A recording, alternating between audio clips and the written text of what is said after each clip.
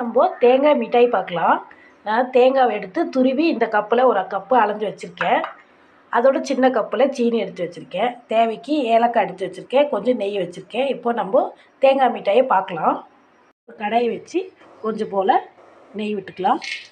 நெய் காஞ்சிடுச்சு. நம்ம இந்த தேங்காவை போட்டுக்கலாம். தேங்காய் நல்லா வறுபட்டுடுச்சு நெய்யில். இப்போ அந்த சீனி போட்டுக்கலாம். போட்டுட்டு அதில் அவ்வளோதான்.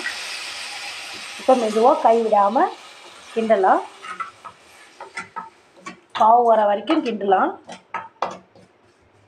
நல்லா கொதிக்கிட்டோம். அப்படியே நம்ம ஒரு கம்பி பதம் வரும்போது இறக்கலாம். இந்த தட்டில் கொஞ்சம் நெய் விட்டு நம்ம தடவி வச்சுக்கலாம். ரெடி ஆனதுமே நம்ம இதில் தான் நம்ம அப்ளை பண்ண போகிறோம். அவ்வளோதான். இது எப்படி இருக்கட்டும். தண்ணியில் நம்மளுக்கு சீனிலாம் நல்லா கரைஞ்சிடுச்சு.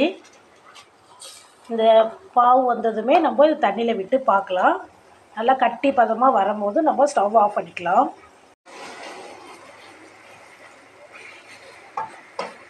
இப்போ நம்ம அந்த பதம் வந்துடுச்சான்னு பார்க்கலாம்.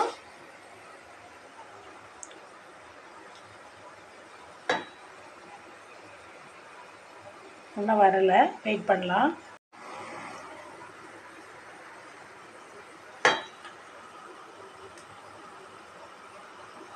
இன்னும் கொஞ்ச நேரம்.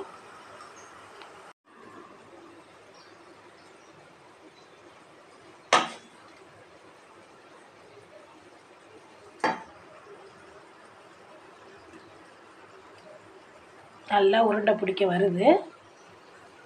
இப்போ நம்ம ஸ்டவ் ஆஃப் பண்ணிக்கலாம். போதும். நம்ம இப்போ அந்த பிளேட்டில் மாற்றிக்கலாம். இதை